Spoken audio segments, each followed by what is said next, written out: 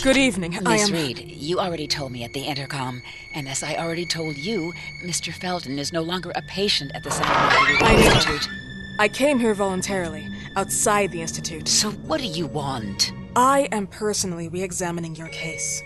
Causes, reagents. I strongly believe there are alternative ways and probably other experiments that are worth a try. I am fighting with the Institute to recognize there are other adequate remedies for your husband's pathology. Oh, no, please. I'm just assisting him. I'm his nurse. I didn't know. It's okay. I suppose you want to talk to him. Thank you. I apologize for the darkness, but Mr. Felton's sight has been damaged and immensely compromised because of the disease. Anyway, I am Gloria. Oh, and please, refrain from smoking inside. Mr. Felton hates the smell of smoke. Sorry.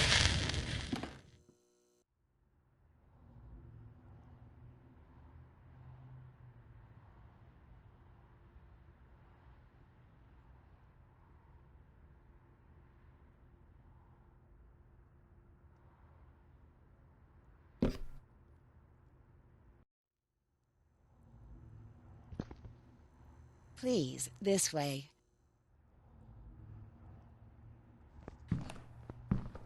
Bad habit. Smoking? Yes, such a shame. You should quit.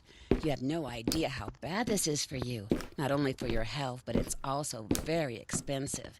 Money and time wasted. I have so much to do every day. I couldn't waste time with such a bad habit. Do you assist Mr. Felton all day? Oh no, from midday to 8 p.m. Then I go back home. I live near here. If needed, he can contact me with a pager, but that's not often. His wife takes care of him when I'm off. What can you tell me about her? I met her just a couple of times. She's usually out or locked in her bedroom when I'm here. Let's say they don't seem to get along. I didn't know. But, when she's home, she listens to the same music, the same song, over and over.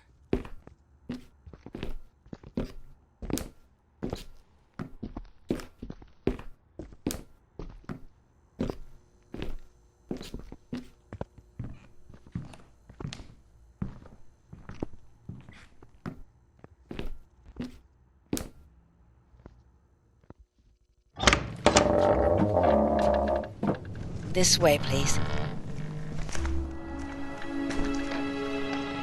Mr. Felton will be here in a few minutes. Okay.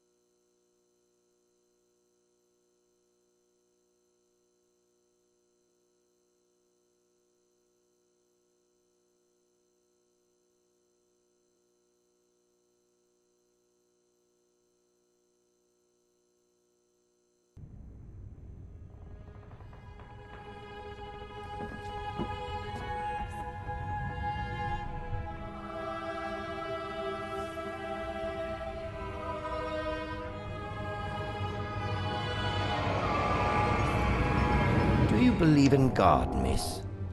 Well, it would be too easy, wouldn't it? I believe in people's willpower. Everything else is not God, but an aptitude or mankind's cruelty. This is the kind of fairy tale I prefer at my age. When you're worn out from an incurable disease, you start having some doubts. Why is there so much life in such small but lethal creatures? An arbiter, that's all we need. For what? It's wrong and crazy. It's human nature. That same nature in which we are equals to those ants eating each other. But, pardon me, I forgot my manners. Please, sit down. Dr. Reed, I suppose? Sorry, Mr. Felton. Pleased to meet you. So you already met Gloria? Yes, she let me in. She's a great reference, extremely hardworking, but back to us. I don't recall seeing beautiful doctors like you at the Institute, Dr. Reed. I am flattered, Mr. Felton. I arrived at the Institute just a few months after you left. And you left because? Inadequacy of the sanitary treatments within the structure. That's right. And in a few words? In a few words, they didn't know how to treat my case, and they left me there to die. But it seems that other issues took over. I once or twice refused to go through exams. Mr. Felton, is there anything I can do for you? Oh, Gloria, yes. See if Dr. Reed needs anything. Oh, no. May I offer you a cup of tea or coffee? Espresso? No, thank you. As you wish. How about you, Mr. Felton? No, thank you. I'll keep entertaining our guest. You can go now. You're diagnosed? 1958? Yes, indicatively. Some friends and I contracted the disease while traveling to Egypt, and it got worse. In addition to the disease, the first exam showed some inconsistency. Some hormonal deficiency? Overdose of non-prescribed drugs, opiates? Phenoxyl? Wasn't it recalled in the mid-60s? Doctor, don't you think that nowadays there are ways to obtain drugs without any prescription?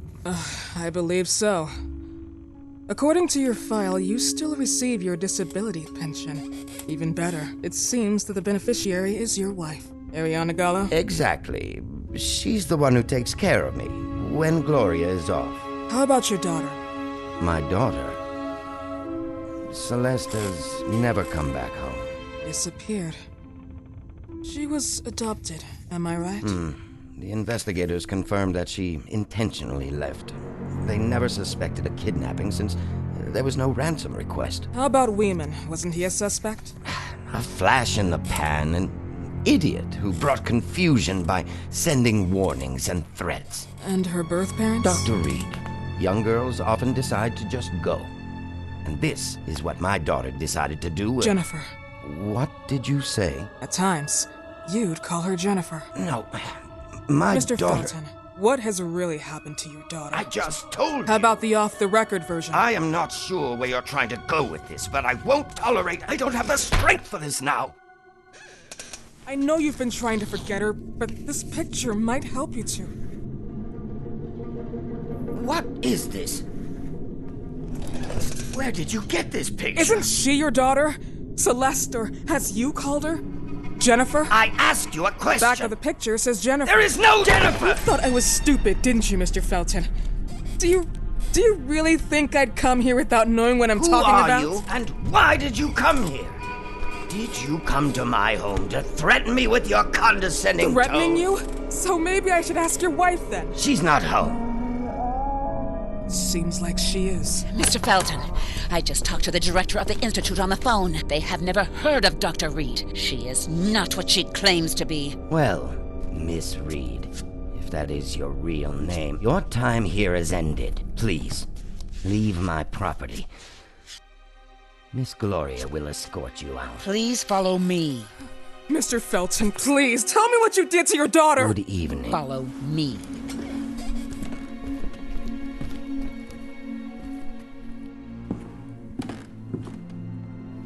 Mr. Felton.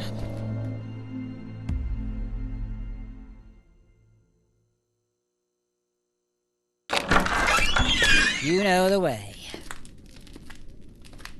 How do you even... How do I do what? How do you even sleep at night? You use people's lives regardless of the pain you cause. The Feltons have been through a lot. And they are good people. Gloria, a young girl disappeared. We all know the story, unfortunately. A burden that the Feltons will have to carry for the rest of their lives. Celeste just left them. If that was the case... There was a motivation behind it. And it threatened her life.